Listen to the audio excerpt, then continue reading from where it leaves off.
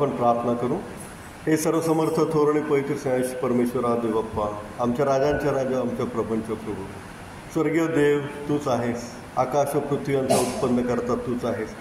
आमचा स्वर्गीय बाप तूच आहेस. हे प्रभू, तुझ्या नावाला मान महिमा आदरण गौरव केळ तुलाच असेल. हे प्रभू, मागील आठवड्यावर तू आम्हाला सांभाळलंस, जपलंस, राखलंस. प्रवासामध्ये तू आम्हावर होतास, प्रवास सुखरूप केलास. उपकार मानतो प्रभूजी, तुझ्या नावाला धन्यवाद देतो. आरोग्य दिलंस आणि पुन्हा एकदा देव बाप्पा तुझ्या पवित्र मंदिरी तू आम्हाला घेऊन आलास म्हणून आमचे उपकार मानतो प्रभूजी, तुझ्या नावाला धन्यवाद देतो. देव बाप्पा, आमच्या मुंबई धर्म प्रांताला तू नवीन बिशप दिलेस, राईट रेव्हरंड प्रभू देवामणी. हे देव बाप्पा, तुझे सेवक, तुझे दास, हे प्रभू, तुझी सेवा करत असताना तुझ्या आत्म्याचा अनुग्रह त्यांच्यावर असू दे. आणि देव बाप्पा, आत्म्याने व खरेपणाने सेवा करण्यासाठी मुंबई धर्म प्रांताच्या सर्व मंडळांना संजीवन मिळण्यासाठी आणि देव बाप्पा अनेक लोकांचा उद्धार होण्यासाठी हे प्रभू तू त्यांना निवडलंस म्हणून आमचे उपकार मानतो, त्यांना आम्हाला धन्यवाद देतो. तुझी दया त्यांच्यावर सदैव असू दे. हे प्रभू, तुझी दया आमच्यावरही, आमच्या या मंडळीवरही सदैव असू दे. ही लहान प्रार्थना आमचा धन्य तारणारा प्रभू श्री ख्रिस्तावर मागतो नाही बापा, आमेन. आपल्या मननासाठी शुभवर्तमान मत्ते 7 आणि वचन 7. मागा म्हणजे मिळेल, शोधा म्हणजे सापडेल आणि ठोका म्हणजे तुमच्यासाठी उघडलं जाईल, नाही का, असं वचन आहे. आणि मागच्या रविवारी आपण मागा म्हणजे तुम्हाला दिले जाईल या वचनावर आपण चिंतन आणि मनन केलं होतं. मत्तेकृत शुभवर्तमान 7वा अध्याय आणि 7वं वचन.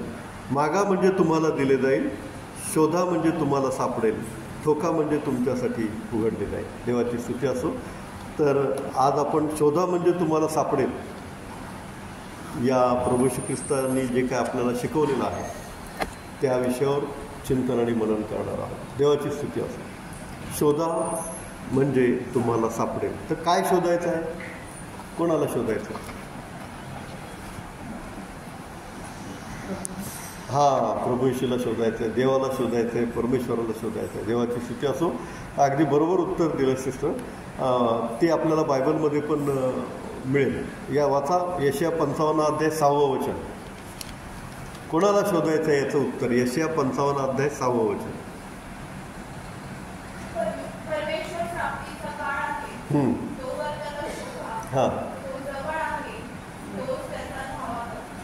परमेश्वर प्राप्तीचा काळ आहे, तोवर त्याला शोधा. म्हणजे कोणाला शोधायचं आहे तर परमेश्वराला शोधायचं आहे, आपल्या परमेश्वराला शोधायचं आहे आणि त्याचा धावा करायचा आहे आणि त्याला आपल्याला शोधायचं आहे आणि आपल्याला त्याच्या सानिध्यात राहायचं आहे म्हणून आपण त्याला शोधायचं आहे. आपण त्याच्या सानिध्यात राहिलो की आपल्याला त्याच्याकडून आशीर्वाद प्राप्त होतात म्हणून त्याला शोधायचं आहे. देवाची स्तुती असो. तर आपण जर नित्यनियमाने बायबल वाचत असलो, प्रार्थना करत असलो, त्याच्यामध्ये घडून गेलो तर तो आपल्याला निश्चितच सापडतो. देवाची स्तुती असो.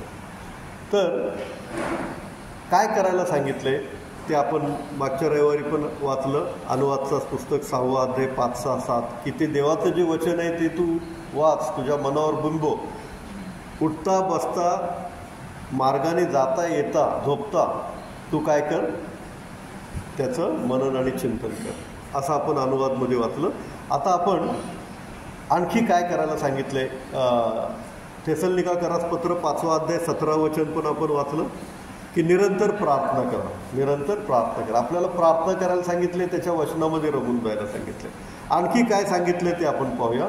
स्तोत्र 105 वाचा बरं, 2, 3, 4 वचन. स्तोत्र 105. येस, त्याचे गुणगान करा, त्याची स्तोत्रे गा, त्याच्या सर्व अद्भुत कृत्यांचे वर्णन करा, त्याच्या पवित्र नावाचा अभिमान बाळगा. जे परमेश्वरासाठी आतुर झाले आहेत त्यांचे मन हर्षित हो. परमेश्वर व त्याचे सामर्थ्य यांचा शोध करा. त्याच्या दर्शनासाठी सदा आतुर असा. त्याच्या दर्शनासाठी आपण आतुर असलं पाहिजे. केव्हा देव मला दर्शन देईल, केव्हा मला तो सापडेल, केव्हा मला तो भेटेल. आणि तो जेव्हा भेटेल तेव्हा आम्हाला काय करेल, आशीर्वादितच करेल, नाही का, देवाची स्तुती असेल. आणि त्याला भेटण्यासाठी पण आपल्याला सांगितलेलं आहे की हबक्कुक 2 अध्याय 20 वचन. आता या वचनामध्ये आपण शिकलं की त्याच्या अद्भुत कृत्यांचं वर्णन करा, त्याची स्तोत्रे गा, त्याचं गुणगान करा. मग त्याची गाणी गाण्यासाठी आपण कुठे येतो, मंदिरामध्ये येतो, नाही का. गीत गाण्यासाठी आपण कुठे येतो, मंदिरामध्ये येतो. युथ ग्रुप पण काय करतो, गीत गाऊन देवाचं काय करतो, गौरव करतो. आणि मन परमेश्वराचं मग काय होतं, हर्षित होतं. आणि मग परमेश्वर हर्षित होऊन काय करतो, आपल्याला आशीर्वाद देतो.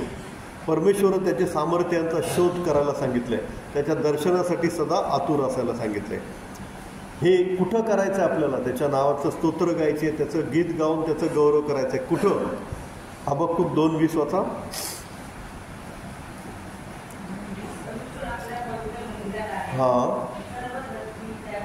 परमेश्वर आपल्या पवित्र मंदिरात आहे, सर्व धरित्री त्याचपुढे स्तब्ध राहावं. हे स्तोत्रे गात, गीत गात, देवाचं गौरव करत, त्याच्या अद्भुत कृत्यांचं वर्णन करत कुठे आपल्याला यायचं आहे, देवाच्या मंदिरामध्ये.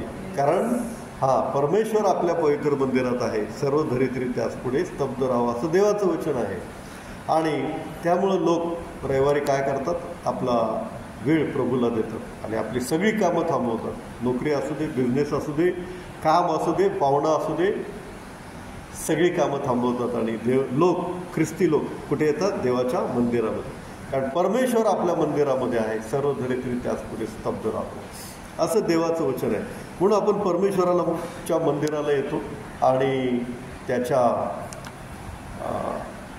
प्राप्तीचा काळ आहे तोपर्यंत त्याला शोधून आपण त्याच्याकडून काय करतो, आशीर्वाद घ्यायचा प्रयत्न करतो आणि आशीर्वाद घेतो. काल आपलं एक सेमिनार झालं ना इकडे, इमॅन्युअल चर्च, आपल्या चर्चमधून डॅनियल वगैरे आला होता. तर खूप सुंदर सेमिनार झाला. त्यांनी एक वचन सांगितलं, मला खूप आवडलं, की जे देवाचा शोध करतात, जेव्हा देवाच्या भजनी असतात, देवाचं गुणगान गातात, त्यांना तर देव आशीर्वादित करतोच, पण त्यांच्या कुटुंबाला आणि त्यांच्या येणाऱ्या पिढ्यांना पण देवबाप आशीर्वादित करतो. पण दुसरी पण गोष्ट त्यांनी सांगितली, जे देवाकडे दुर्लक्ष करतात, जे देवाला सोडतात, किंवा जे देवापासून दूर जातात, किंवा कानाडोळा करतात, त्यांना तर त्रास होतोच, पण त्यांच्यामुळं त्यांच्या कुटुंबाला, बायका पोरांना, त्यांच्या पुढच्या पिढ्यांना पण त्रास होतो, असं ते बोलले. तर खरं आहे ते. ज्यांनी बायबलमध्ये पण पहा, ज्यांनी देवाला मान दिला, ज्यांनी देवाचा शोध घेतला, ज्यांनी देवाच्या सानिध्यात राहण्याचा प्रयत्न केला, ते आशीर्वादित झालेले आहेत. आणि जे रमले विलासामध्ये, आपल्या कामामध्ये, आपल्या संसारामध्ये, आपल्या प्रपंचामध्ये, त्यांना बायबलमध्ये उदाहरणं आहेत, त्यांनी सांगितले पण काही, त्यांना काय झालेलं आहे, त्रास झालेला आहे आणि त्यांचा नाश पण झालेला आहे. आणि त्यांच्यामुळं इतर लोकांचं पण त्यांनी शब्द पण वापरला, बरबादी झाली इतर लोकांची पण, त्यांच्या कुटुंबाची, त्यांच्या नातेवाईकांची नाही, त्यांच्या पिढ्यांची बरबादी झाली, असं त्यांनी शब्द वापरला. म्हणजे त्यांनी काही उदाहरणं पण दिली. तर खरं आहे ते, आणि बायबल हे सत्य आहे, येशू ख्रिस्त हे सत्य आहे. म्हणून आपण देवाच्या भजनी लागावं, देवाच्या सान्निध्यामध्ये यावं, त्याला शोधावं. कसं शोधायचं आहे, वाचा बरं, कसं शोधायचं आहे त्याला. स्तोत्र 42, 1-2.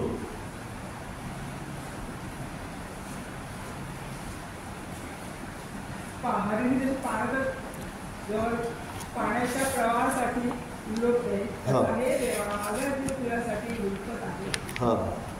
Praise the Lord. हरणी जशी पाण्याच्या प्रवाहासाठी लुलपते, तसा हे देवा माझा जीव तुझ्यासाठी लुलपत आहे. माझा जीव देवासाठी, जिवंत देवासाठी तान्हेला झाला आहे. मी केव्हा देवासमोर येऊन त्याचे दर्शन घेईन. देवाची स्तुती.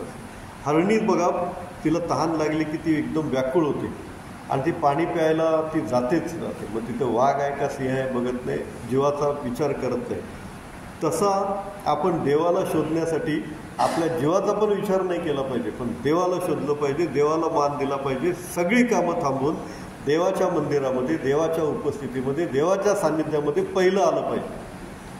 आता तिथं वाघ जरी असला तरी ती व्याकुळ झालेली आहे ना तहानेने, त्यामुळे ती पाण्याच्या प्रवाहाजवळ जातेच. असा हरणाचा तो स्वभाव आहे.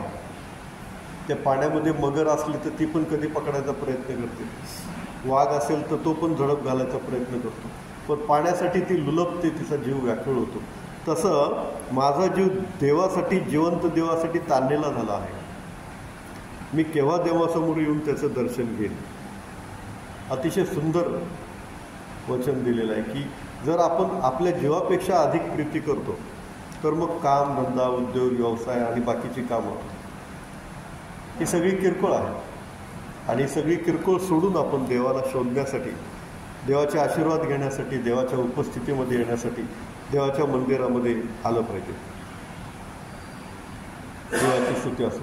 आज मला आल्लड ब्रदर आले आणि त्यांनी सांगितलं आज हार्बर लाईन बंद आहे आणि मी ठाण्यावरून आलो. आम्ही ठाण्यावरून आले ते, म्हणजे हार्बर लाईन बंद असल्यामुळे तिथून पहिले ते ठाण्याला आले, मग ठाण्यातून इकडे आले.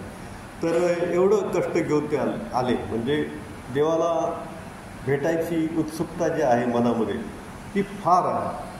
आणि ती उत्सुकता जर असेल तर तुम्हाला, तुमच्या कुटुंबियांना, आपल्या सगळ्यांना, येणाऱ्या पिढ्यांना परमेश्वर आशीर्वाद देतो. आणि तसं लिहिलेलं आहे लेवियाच्या पुस्तकामध्ये, अनुवादच्या पुस्तकामध्ये की मी तुमच्या पिढ्या आशीर्वादित करेन. आणि शलोमोन राजा काय म्हणतो माहिती आहे? तो म्हणतो त्यात परमेश्वरापुढे प्रार्थना करतो, तू देवा, तुझा सेवक दावीद, म्हणजे शलोमोन राजाचा बाप, त्याला तू वचन दिलं होतंस की तुझा मुलगा, त्याचं घराणं मी स्थापिन, त्याचं राज्य मी स्थिर करेन. का दाविदाला हा आशीर्वाद दिला होता? तुझ्या मुलाला पण मी आशीर्वादित करीन, त्याचं घराणं मी स्थापिन, त्याचं राज्य मी स्थिर करीन. का दाविदाला आशीर्वाद दिला? कारण दावीद मनापासून सेवाभावी वृत्तीने देवाची सेवा करत होता. दावीद मनापासून देवाला मान, महिमा, आदर, गौरव सतत देत होता. आणि म्हणून परमेश्वरांनी खुश होऊन त्याच्या पुढच्या पिढीला आशीर्वाद दिला. देवाची स्तुती असो. तसं तुमची धार्मिकता बघून तुमची लेकरं आशीर्वादित होतील, तुमच्याकडे बघून तुमच्या कुटुंबातले लोक आशीर्वादित होतील. आणि जर तुम्ही देवाकडे नाही लक्ष दिलं, देवाच्या उपस्थितीमध्ये नाही आला, देवाकडे दुर्लक्ष केलं, तर तो जिवंत देव आहे. आणि तो मग तुमच्यामुळं तुमच्या कुटुंबाला आणि पुढच्या पिढ्यांना पण तो आशीर्वाद देणार नाही. म्हणून आपण त्यासाठी जबाबदार असू नये, म्हणून आपण आशीर्वादाचे कारण असावं म्हणून आपण देवाला शोधलं पाहिजे. त्याच्या वाचनामध्ये, त्याच्या स्तुती गायनामध्ये, त्याच्या स्तोत्रामध्ये रमलं पाहिजे, घडून गेलं पाहिजे. काय केलं पाहिजे? घडून गेलं पाहिजे. हरणी जशी पाण्याच्या प्रवासात ती लुलपते, तसं देवाच्या सान्निध्यात येण्यासाठी आपला जीव व्याकुळ झाला पाहिजे, तहानेला झाला पाहिजे देवाला भेटण्यासाठी. आणखी एक वचन वाचूया, स्तोत्र 122:1. स्तोत्र 122:1.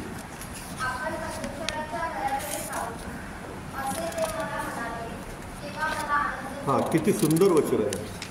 आणि कुणी लिहिलेलं आहे? दाविदाने लिहिलेलं आहे. काय बोलतो तो? आपण परमेश्वराच्या घराकडे जाऊ असे ते मला म्हणाले, तेव्हा मला आनंद झाला. परमेश्वराचं घर म्हणजे परमेश्वराचं मंदिर.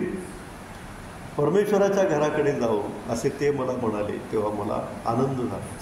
काही काही लोक आपल्या चर्चमध्ये आहेत, नाईट ड्युटी केली तरी ते सकाळी चर्चला येतात, डॅनियलसारखे.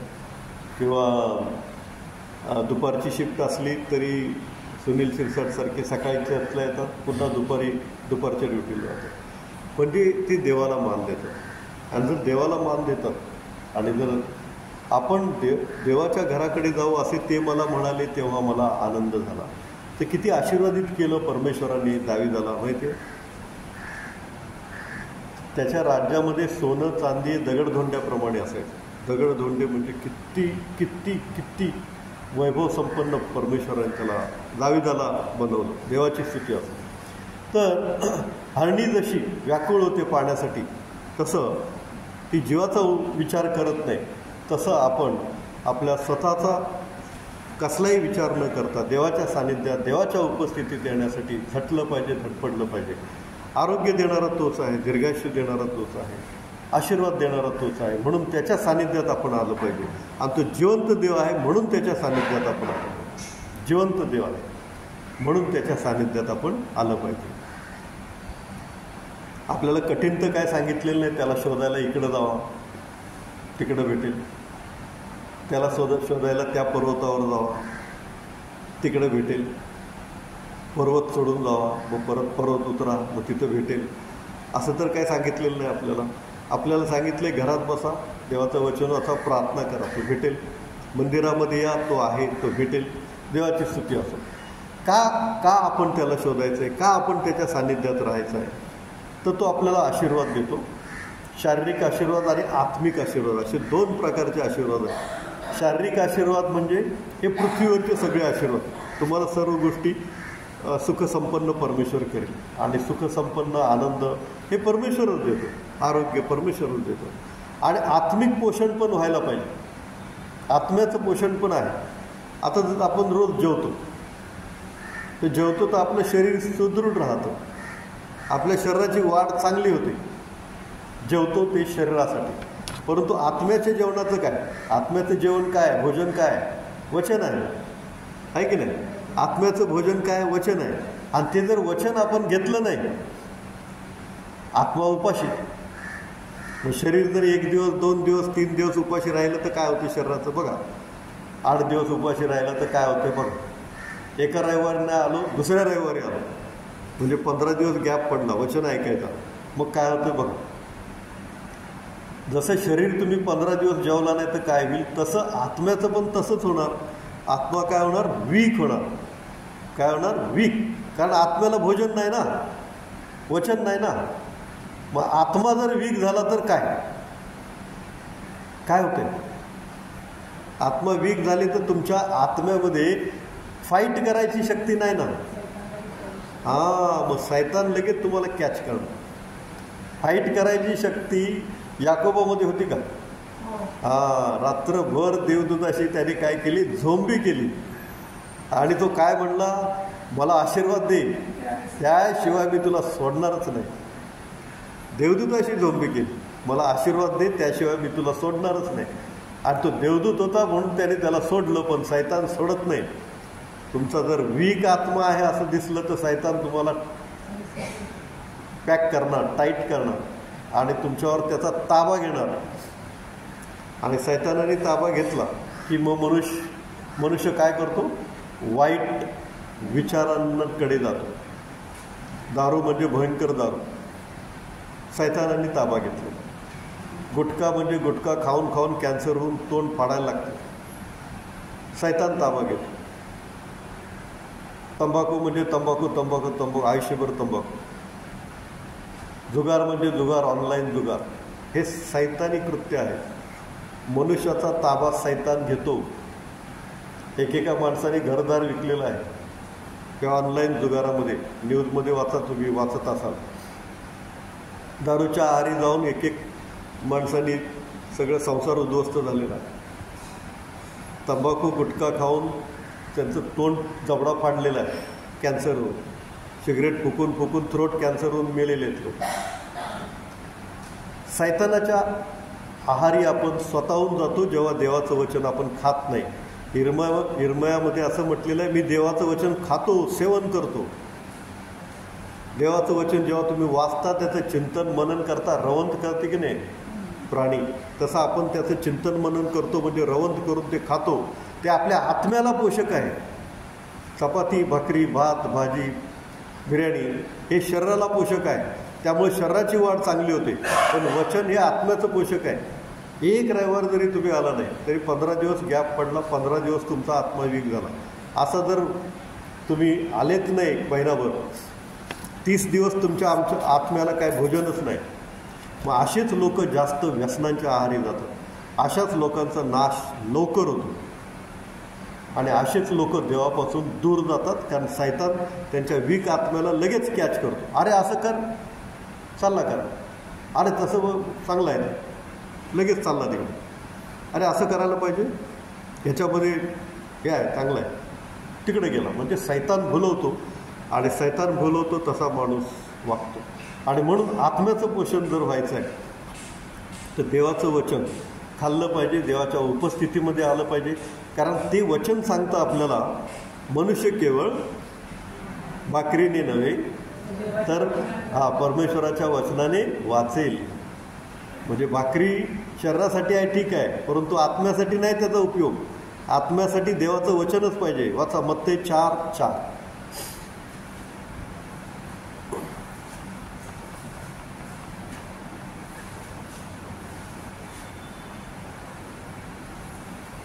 मनुष्य केवळ भाकरीने नव्हे तर परमेश्वराच्या मुखातून निघणाऱ्या प्रत्येक वचनाने जगेल, असा शास्त्रलेख आहे. तुम्हाला माहिती आहे हे कोण बोललेलं आहे? प्रभू येशू ख्रिस्त बोललेला आहे. कोणाला? सैतानाला. सैतान त्याची परीक्षा घेत होता. सैतानाला येशू ख्रिस्त बळी पडलाच नाही. सैतान त्याला फसवूच शकला नाही. का? तर त्याच्याकडे वचन होतं. वचनाची तलवार असं म्हटलेलं आहे एफिसकारास पत्र 6व्या अध्यायामध्ये. वचनाची तलवार आहे ते तलवार आपलं संरक्षण करते. वचनाची तलवार. मनुष्य केवळ भाकरी नव्हे तर देवाच्या मुखातून निघणाऱ्या प्रत्येक वचनाने वाचेल. ते वचन जे आहे ते आपल्या आत्म्याचं पोषण करतं आणि आपला आत्मा स्ट्रॉंग होतो. आणि जर आत्मा स्ट्रॉंग झाला तर मग तो मनुष्य सैतानी व्यसनांना, सैतानाच्या जाळ्यामध्ये फसतच नाही. देवाची स्तुती असो. आपण प्रार्थना जेव्हा करतो तेव्हा परमेश्वराच्या स्वर्गामध्ये ती ऐकली जाते. स्तोत्रामध्ये असं म्हटलेलं आहे की माझी प्रार्थना धुपाप्रमाणे तुझ्याकडे सादर होते.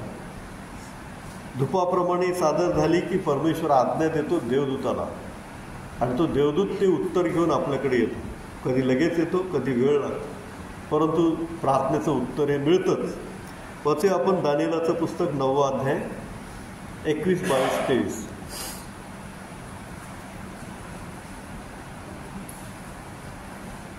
दानिएल 9, 21, 22, 23.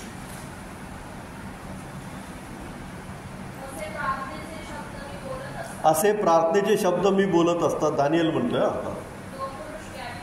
तो पुरुष गॅब्रिएल म्हणजे कोण? गॅब्रिएल देवदूत.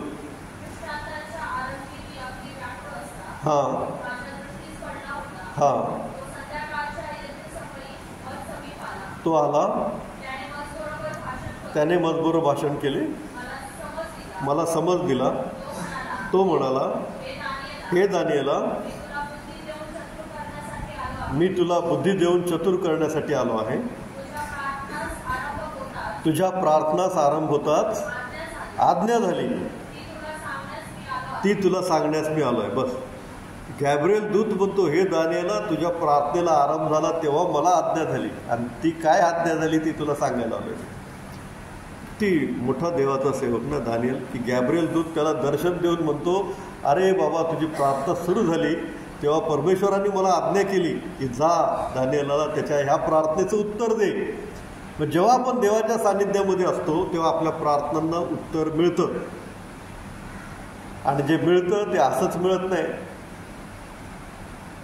लॉटरी लागल्यासारखं असंच मिळत नाही. आपण बोलतो, अरे नशिबाने, नशीब बिशीब काय नाही, अरे लक पण काय नाही. ती देवाची कृपा आहे. परमेश्वर देवदूताला पाठवतो तेव्हा त्या आपल्या प्रार्थनेचं उत्तर मिळतं. आणि जेव्हा तुमच्या प्रार्थनेचं उत्तर मिळतं तेव्हा लक्षात असू दे की देवदूतांनी आलेलं आहे आणि त्यांनी काय केलेलं आहे, ते प्रार्थनेचं उत्तर दिलेलं आहे. म्हणून देवाच्या सानिध्यात राहायचं, म्हणून देवाच्या वचनामध्ये राहायचं, म्हणून त्याला शोधायचं, कारण आपल्या प्रार्थनेचं उत्तर देवबाप देतो. दुसरं वचन वाचूया, त्याच दानिएलमधलं 7वा अध्याय 13वं वचन.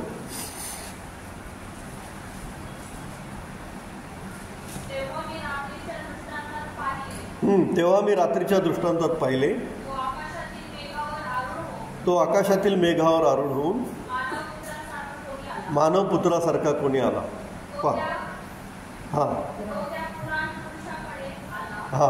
तो त्या पुराण पुरुषाकडे आला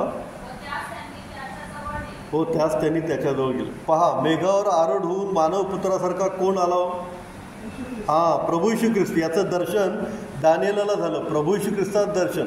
प्रभू येशू ख्रिस्त जन्माला पण नव्हता तेव्हा दानिएल होता, आणि त्या दानिएलाला दर्शन झालं येशू ख्रिस्ताचं की तू मेघावर आरूढ होऊन येत आहे. आणि ते पुराण पुरुषाकडे गेला. पुराण पुरुष म्हणजे परमेश्वर पिता, त्याच्याकडे तो गेला. म्हणजे हे इतकं मोठं दर्शन झालं दानिएलाला. याचं कारण काय? दानिएल नित्यनेमाने 3 वेळा प्रार्थना करत असे, नाही का? सैतानाने त्याच्यावर डाव खेळला. काय? ह्याला सिंहाच्या गुहेमध्ये टाकायचं. मग त्याचा आत्मा वीक होता का तेव्हा?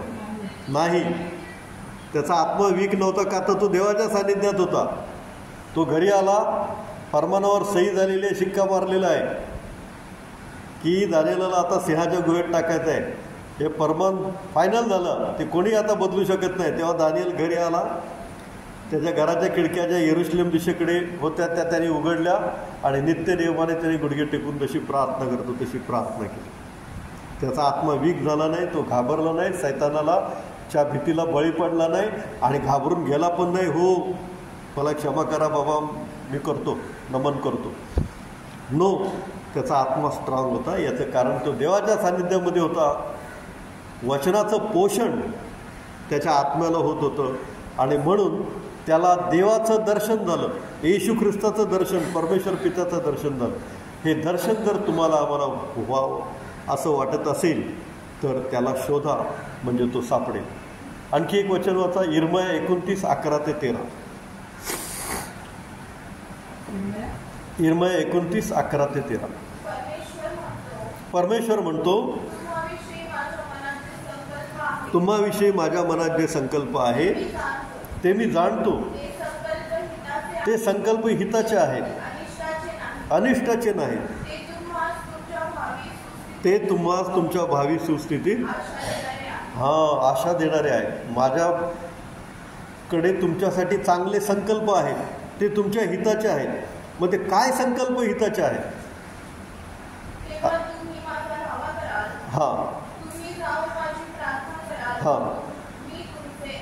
Praise the Lord. तुम्ही माझा धावा कराल, तुम्ही माझी प्रार्थना कराल, तेव्हा मी तुमचे ऐकेन. म्हणजे तुम्ही धावा केला पाहिजे, तुम्ही विचारलं पाहिजे प्रार्थनेमध्ये, हे देवा, माझा मुलगा मुलगी याच्यासाठी तुझे काय चांगले संकल्प आहेत, माझा भाऊ बहीण याच्यासाठी तुझे काय चांगले संकल्प आहेत ते तू आम्हाला सांग. आणि ते चांगले संकल्प जे तू योजलेले आहेस ते काय कर, सिद्धीच नाही. आणि ते चांगले संकल्प जाणून घेण्यासाठी आपण परमेश्वराच्या सान्निध्यात आलं पाहिजे, त्याला शोधलं पाहिजे की त्याचे काय चांगले संकल्प आहेत. जर तुम्ही तुमच्या वडिलांशी बोललात, हितगुज केलात, चर्चा केली, तर त्यांनी तुमच्यासाठी काय योजलेलं आहे, काय आखलेलं आहे ते तुम्हाला कळेल, नाही का? पण तुम्ही जर संबंधच ठेवला नाही किंवा जर संवाद साधला नाही तर मग वडिलांनी काय, लहान मुलगा आहे समजा किंवा लहान मुलगी आहे, काय करणार आहेत आता, आज कामावरून आल्यावर काय करणार आहेत वडील, ते जर मुलांनी मुलींनी विचारलंच नाही तर त्यांना काय कळणार आहे का वडील काय घेऊन येणार आहेत किंवा काय. काहीतरी आहे मग वडिलांच्या मनात की कामावरून येताना काहीतरी मुलासाठी मुलीसाठी ते आणणार. पण ते काय आहे ते जाणून घेण्यासाठी काहीतरी संवाद साधला पाहिजे, आहे की नाही? शंभरोनी स्त्रीने कसा संवाद साधला आहे प्रभू येशू ख्रिस्ताबरोबर. तो येणार आहे, आम्हाला माहिती आहे, तो येईल तेव्हा शिकवेल. तर येशू ख्रिस्त म्हणतो जो येणार आहे तो मीच आहे, हो की नाही? देवाची स्तुती असो. हा संवाद साधला पाहिजे परमेश्वराबरोबर, गोड बोललं पाहिजे परमेश्वराबरोबर, त्याची स्तुती करा, त्याचा गौरव करा आणि त्याच्या मनात जे चांगले संकल्प तुमच्या मुलाबाळांच्या, तुमच्या फॅमिलीच्या बाबतीत चांगले आहेत, जे चांगले संकल्प आहेत ते जाणून घ्या. देवबाप प्रगट करील. दानिएलाला कसं प्रगट केलं? मेघावर आरूढ होऊन येणारा परमेश्वर प्रभू येशू ख्रिस्त. तसं संकल्प देवबाप तुम्हाला दाखवेल. तुमच्या दरवाजापर्यंत ते चांगले संकल्प घेऊन येईल. ते संकल्प कोणते चांगले आहेत हे समजून घेण्यासाठी त्याला शोधा. योहान 14:27 एक वचन वाचूया. 14:27.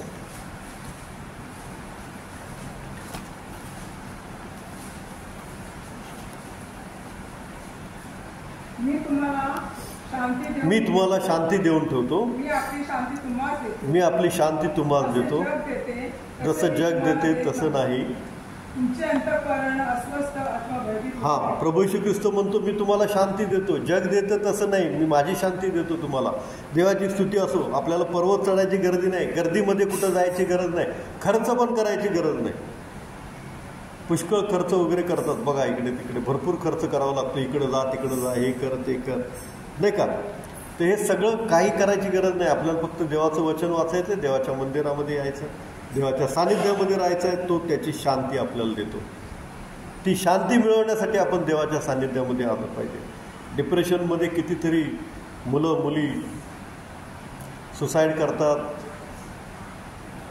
हिरो हिरोईन पण सुसाईड करतात. झालेली आहेत अशी कित्येक उदाहरणं. डिप्रेशन, टेन्शन, काय टेन्शन आहे काय माहीत नाही. जेव्हा शांती नसते तेव्हा टेन्शन, डिप्रेशन असतं. नर्सेस ज्या आहेत त्यांना ते डिप्रेशनचे पेशंट त्यांनी बघितले असतील की इतकी भयंकर अवस्था असते त्यांची की सायकॅट्रिक वेड वगैरे लागतं मग त्यांना, आणि जीवनामध्ये आनंद काहीच नसतो. मग त्यापेक्षा येशू ख्रिस्ता सानिध्यात या, त्याला शोधा, म्हणजे तो त्याची शांती काय करेल आपल्याला देईल. आणि योहान 3:16 आपल्याला माहिती आहे, देवाने जगावर एवढी प्रीती केली की त्याने आपला एकुलता एक पुत्र दिला, यासाठी की जो कोणी त्यावर विश्वास ठेवतो त्याचा नाश होऊ नये तर त्यास सार्वकालिक जीवन प्राप्त व्हावं. मग सार्वकालिक जीवन प्राप्त होण्यासाठी आपण त्याला शोधलं पाहिजे, आपण त्याच्या सानिध्यात राहिलं पाहिजे. आपल्या आत्म्याचं पोषण होण्यासाठी आपण त्याच्या सानिध्यात राहिलं पाहिजे. नाहीतर सैतान कसा टपून आहे, गरजणाऱ्या सिंहासारखा टपून आहे. तो कुणाला खाऊ आणि कुणाला गिळू असं बघतोय. त्याच्यापासून संरक्षण व्हायचं तर आत्म्याची तलवार, वचनाची तलवार आपल्याबरोबर पाहिजे. आत्म्याचं पोषण होण्यासाठी वचनाची तलवार आपल्याबरोबर पाहिजे. ती तुम्हा सर्वांबरोबर असो. देवाचं वचन आपल्या सर्वाबरोबर असो. आपण प्रार्थना करू. सर्वसमर्थ देव बापा, तुझ्या वचनाची तलवार आमच्याबरोबर असू दे. आणि हे प्रभू, तू आमचं संरक्षण कर. हे देव बापा, आम्ही तुला शोधतो. हे देव बापा, तुझ्या दर्शनास आम्ही उत्सुक आहोत, आतुर आहोत.